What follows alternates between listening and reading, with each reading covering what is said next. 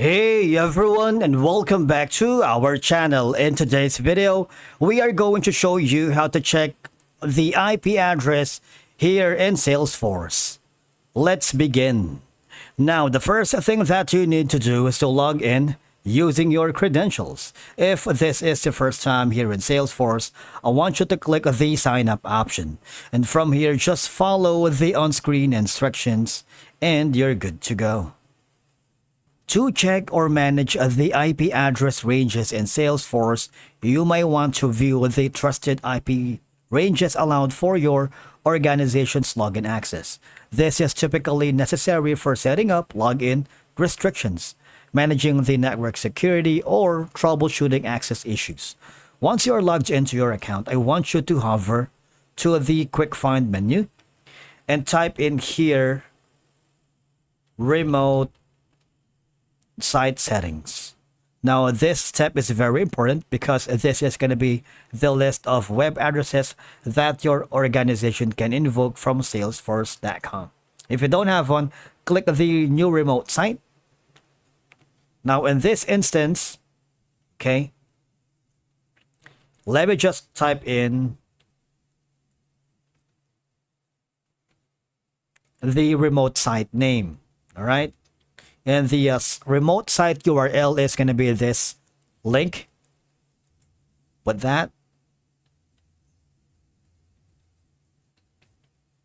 description is going to be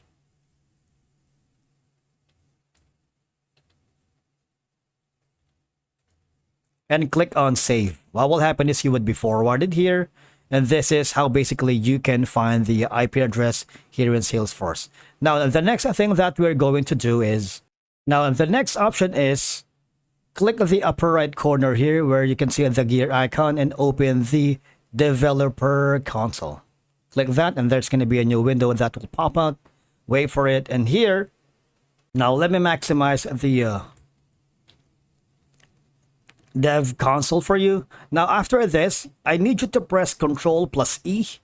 Wapple is if you don't have the permission to exit Apex, that's okay.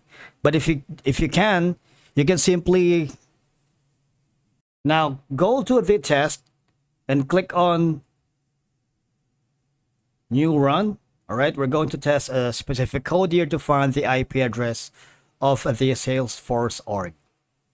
Now, if it's not working, the next option that we can do is simply go to the quick find option again. Now here, let's click the profiles, search for profiles.